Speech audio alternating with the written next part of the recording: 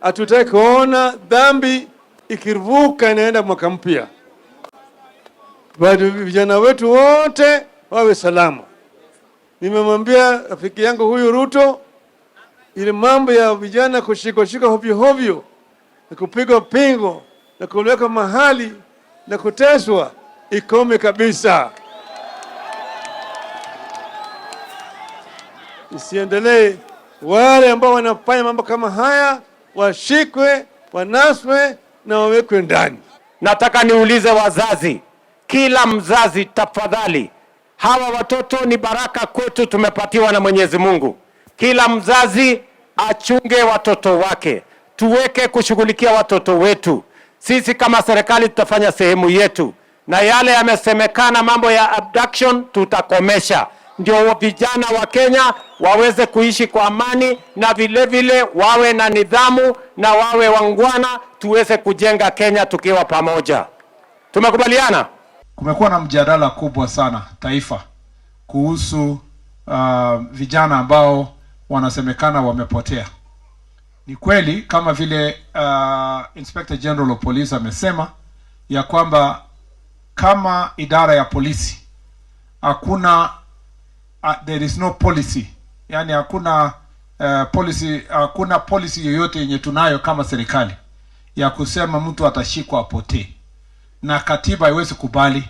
Katiba inasema mtu akishikwa kwa masaa 24 lazima afikishwe kotini, na idara ya polisi imesema wazi ya kwamba hakuna mtu tumemshika na hatujampeleka kotini. Kwa hivyo ningetaka kuhakikishia Wakenya, sisi kama serikali tuna vitu mbili ambayo tunakubaliana. Ya kwanza ni kwamba idara ya polisi kama vile katiba inasema lazima iwachiwe nafasi yao kufanya kazi independently bila kushurutishwa na waziri ama rais ama naibu wa rais ama mtu yoyote. The police is under command of the Inspector General and they will do their work independently, and we will support the independence of our police service to do their work independently. And therefore we will never allow a situation where any of us will direct Inspector General of Police of National Police Service on how to do their work, because they have been professionally given that mandate in the Constitution to make sure that they keep our country safe. And as such, when the National Police Service says they do not hold any person and have not arrested any person, we believe so, and it's our duty as the executive to support them. Number two, we want to say that we will continue upholding the rule of law.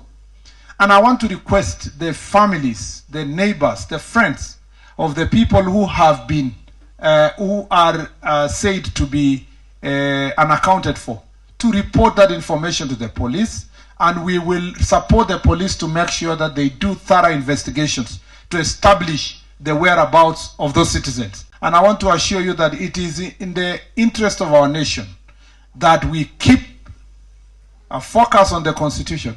You know, many people are accusing President Ruto unfairly. Since President Ruto took reins of office, of power, there is no single citizen who has been killed by police, or there has never been a policy of killing people the way we used to see bodies in River Yala and some others in River Tana and others in national parks. Since he took office for 2 years, no person has been killed in the pretext of finding justice by anybody working with the police. And that policy will continue. Instead of celebrating the progress that our president has made for 2 years, we are finding every fault to accuse him even on things that does not concern him. Let the people who have been arrested or who are lost, let their families report, and I promise you, as your cabinet secretary, we will make sure that we support the police to do thorough investigations and to establish the whereabouts of those individuals. That independent police oversight authority is also doing its own investigations, and we must support them, and we will give them the resources they require to make sure that our country is safe. We will not harm people because they hate us. No, we do not. That is, there is no policy for harming people for hating you. We will, those who commit crimes like the violating the Cyber Crimes Act, we will make sure that they are brought before the courts of law. And there are so many. We are arresting all kind of criminals in Kenya who have done worse things, killed people, murderers, and all that. We will bring them before justice. There is only a small caution I want to make. As a country, we must make a choice. We must make a choice of the kind of generation we are growing.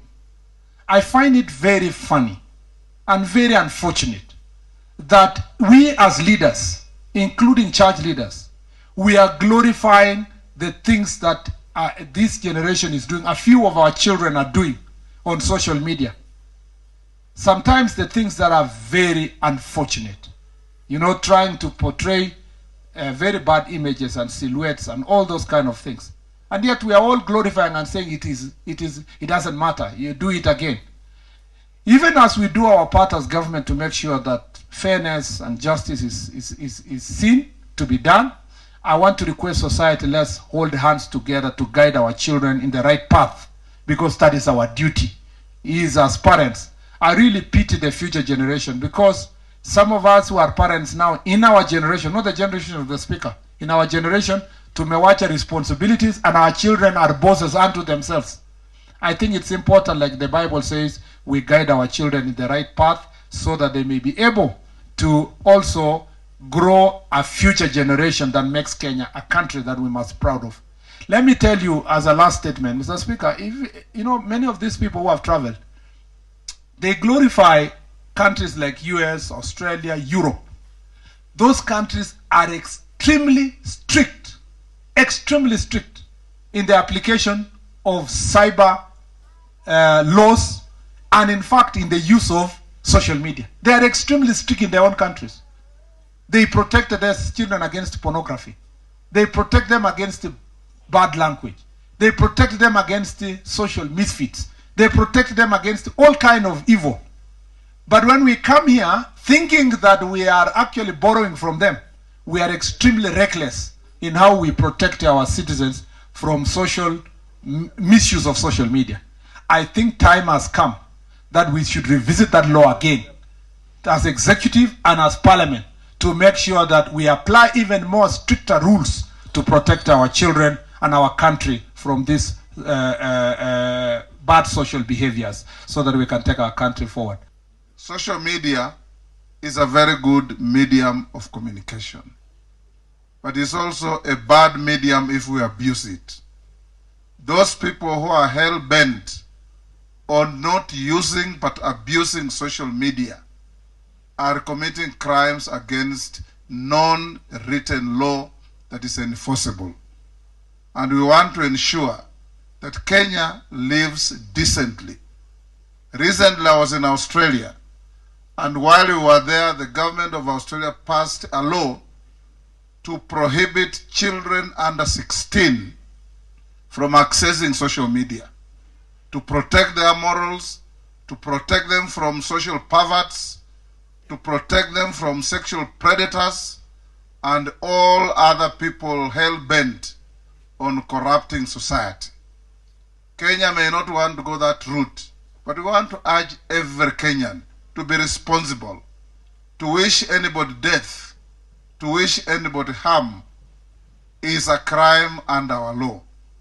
Please, those who are using social media, communicate, raise funds, seduce each other if you are men and women, but stop causing despondency, hatred, and dividing our society on lines that can be dangerous for our country.